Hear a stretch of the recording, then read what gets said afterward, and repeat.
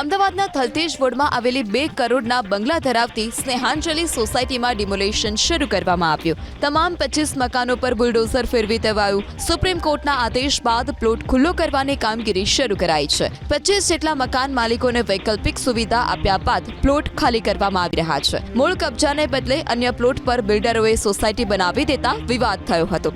2 સપ્તાહ અગાઉ મ્યુનિસિપલ કોર્પોરેશને સ્નેહાંજલિ સોસાયટીના સભ્યોને નોટિસ આપી હતી અને આજે ઉત્તર પશ્ચિમ ઝોનના એસ્ટેટ વિભાગે 2 હિટાચી મશીન 2 જેસીબી મશીનની મદદથી દબાણો તોડી પાડ્યા.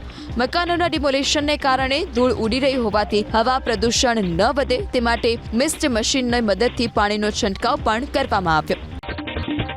અમદાવાદના થલતેજ વોર્ડમાં આવેલી 2 કરોડના બંગલા ધરાવતી સ્નેહાંજલિ સોસાયટીમાં ડિમોલેશન શરૂ કરવામાં આવ્યું. તમામ 25 મકાનો પર બુલડોઝર ફેરવી દેવાયું. સુપ્રીમ કોર્ટના આદેશ બાદ પ્લોટ ખુલ્લો કરવાની કામગીરી શરૂ કરાઈ છે. 25 જેટલા મકાન માલિકોને વૈકલ્પિક સુવિધા આપ્યા બાદ પ્લોટ ખાલી કરવામાં આવી રહ્યા છે.